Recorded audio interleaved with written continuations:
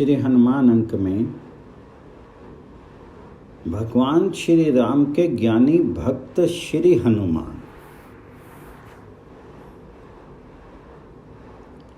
श्रीमद् भागवत गीता में भक्तों के 4 प्रकार बताए गए हैं।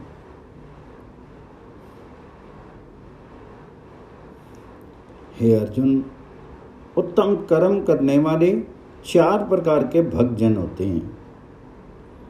पहला अर्थार्थी, दूसरा आर्थ, तीसरा जिज्ञासु और चौथा ज्ञानी। श्रीमद् भागवत गीता में तथ्य कथन की एक विशिष्ट शैली है। भगवान श्री कृष्ण परमात्मा की बात कहने में प्रथम पुरुष का उपयोग करते हैं, जिसे अंग्रेजी में डायरेक्ट स्पीच कहा जाता है। वे वहाँ माम मम इत्यादि शब्दों का भी प्रयोग करते हैं और उससे भगवान श्री कृष्ण का अभिप्राय परमात्मा से ही होता है। ऐसा ही इस श्लोक में कहा गया प्रतीत होता है कि परमात्मा के भक्त 4 प्रकार के होते हैं, परंतु परमात्मा के अतिरिक्त अन्य देवी देवता यहाँ महापुरुष की उपासना से भी मुक्ति हो सकती है। इस विषय में भी भगवान श्री कृष्ण ने इसी प्रसंग में आगे चल करके कहा है, जो जो भक्त जिस जिस देवता शरीर की श्रद्धा से पूजा करने की इच्छा करता है, उस देवता से ही मैं उस भक्त की श्रद्धा को स्थिर कर देता हूँ। शरीर देवताओं या महापुरुषों की भी भक्ति हो जाती है और परमात्मा उस भक्त की श्रद्धा को उस देवता या महापुरुष में स्थिर कर देते हैं और वह भक्ति फल प्रदायिनी होती है। वह भक्त उस श्रद्धा से युक्त हुआ उस देवता के पूजन की चेष्टा करता है और परमात्मा की निश्चित प्रक्रिया के अनुसार उस देवता से वह निस्संदेह इच्छित भोगों को प्राप्त करता है। पवन सुत श्री हनुमान जी कौशल नरेश महाराजा दशरथ के पुत्र भगवान श्री राम के अनन्य भक्त थे। वाल्मीकि रामायण में अवलोकन से यह विदित होता है कि श्री राम जी के वन गमन का समाचार देश में फैल चुका था। गृह कलह से कुल को बचाने के लिए भाई को राजपाठ देकर के 14 वर्ष की अवधि के लिए वन में जाने की बात ज्यों ही भगवान श्री राम के सामने आई, वे किंचन मात्र भी शोक अथवा क्रोध प्रकट किए बिना वन को चल पड़े। इस प्रकार त्याग के समाचार से विंध्याचल का केवल उत्तर भाग ही नहीं अपितु दक्षिण का भाग भी परिचित हो चुका था। शबरी के आश्रम में श्री राम की महिमा का समाचार उनके वहां पहुंचने से पहले ही पहुंच चुका था।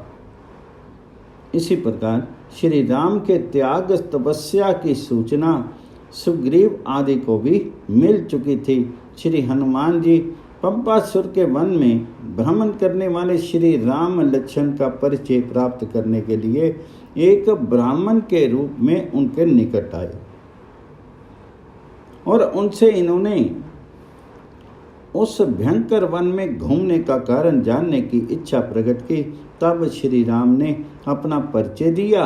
परिचय प्राप्त करते ही श्री हनुमान जी ने क्या किया? प्रभु पहचानी प्रेयु गही चरना, सो सुख उमा जाइनी बरना।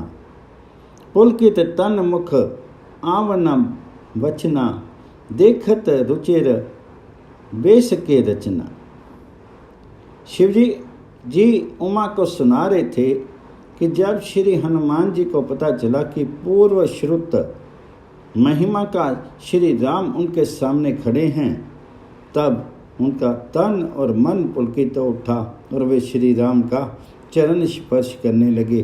दोनों भाइयों का परिचय पा करके श्री हनुमान समझ गए कि यह सम्मिलन एक ईश्वरीय संयोग है। श्री हनुमान के मन में भगवान श्री राम के प्रति श्रद्धा और भक्ति प्रथम दर्शन के समय ही उत्पन्न होगी थी।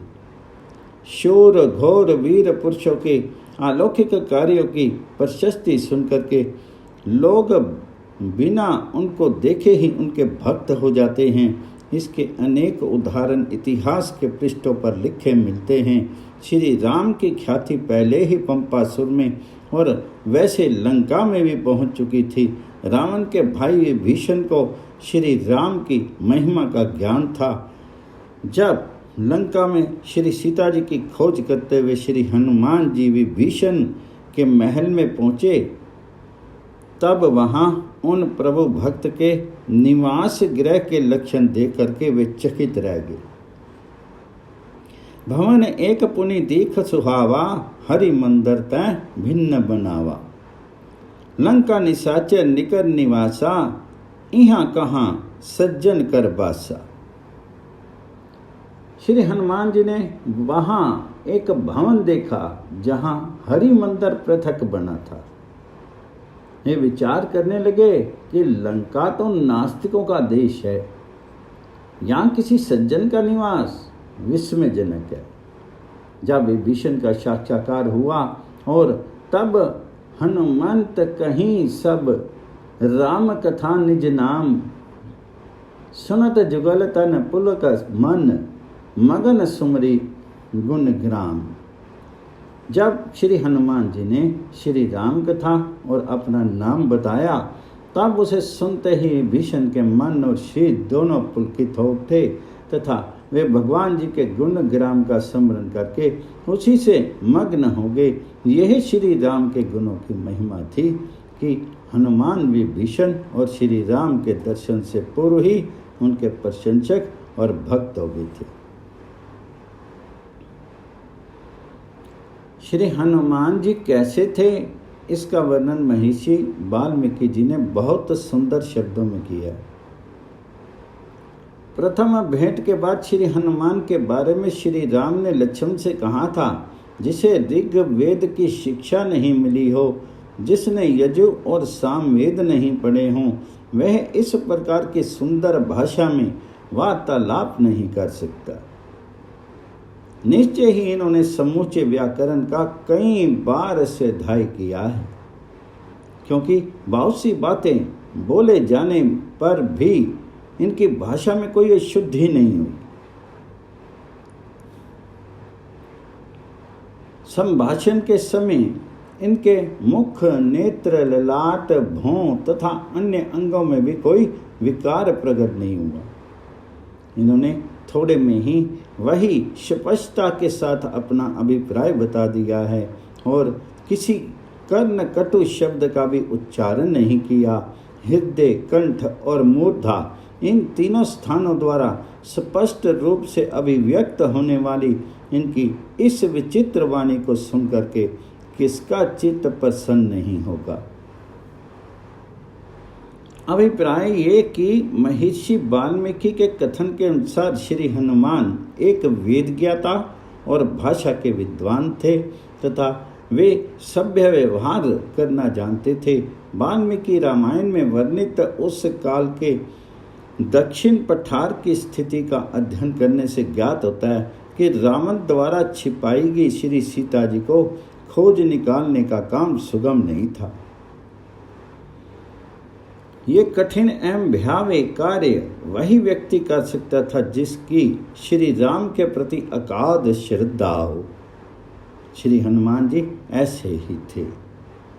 तभी तो लंका में जाकर के घर घर में श्री सीता को ढूंढ निकालने का प्रयास उनके द्वारा संभव हो सका था।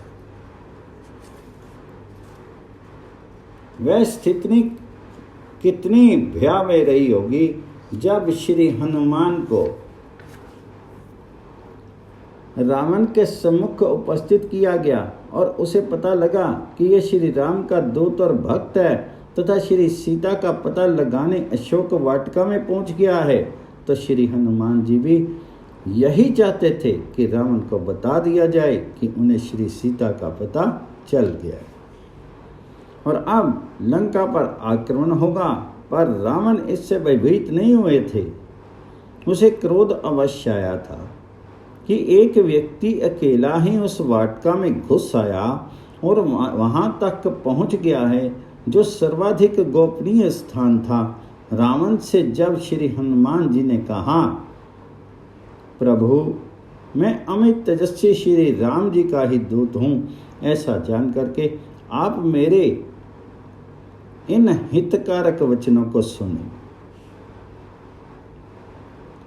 मद उन्मत्त रावण को जब ये ज्ञात हुआ कि उसका विपक्षी महान तेजस्वी है और उसके एक अनुचर ने उनकी सुरक्षित नगरी में आकर के मनमाना उपद्रव मचाया है, तो उसके क्रोध की सीमा नहीं रही। उस भयावह परिस्थिति में भी श्री हनुमान जी अपनी श्रद्धा और भक्ति की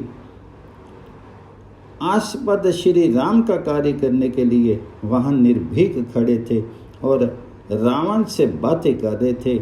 इस सभा में वार्तालाप के समय और पीछे दंड दिए जाते समय श्री हनुमान जी के मन की स्थिति स्थिर और सक्रिय रह सकी।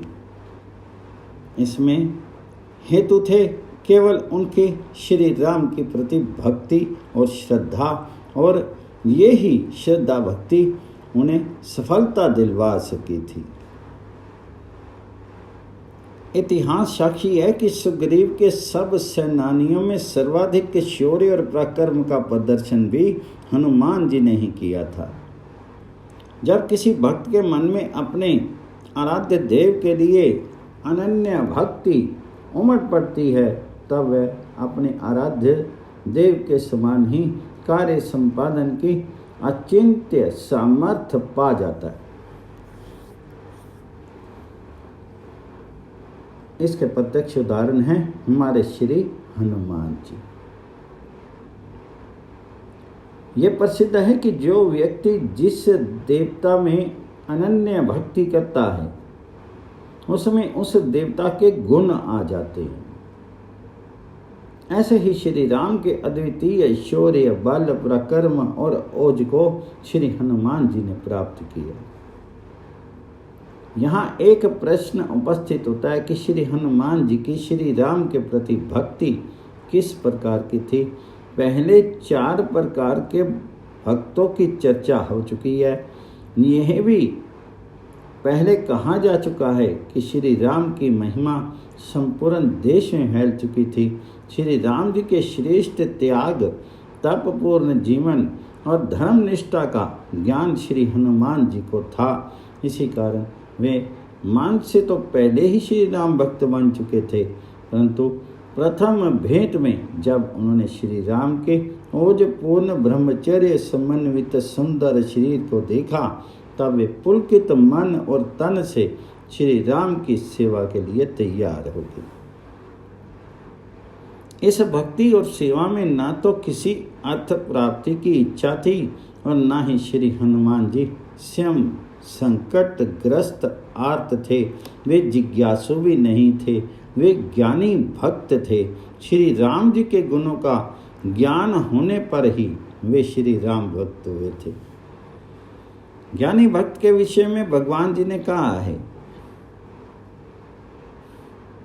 उदारा सर्वम ऐवेति ज्ञानी त्वात्मेव मे मतम। ये सभी 4 प्रकार के भक्तजन बहुत श्रेष्ठ हैं, परंतु ज्ञानी के साक्षात मेरा स्वरूप ही हैं।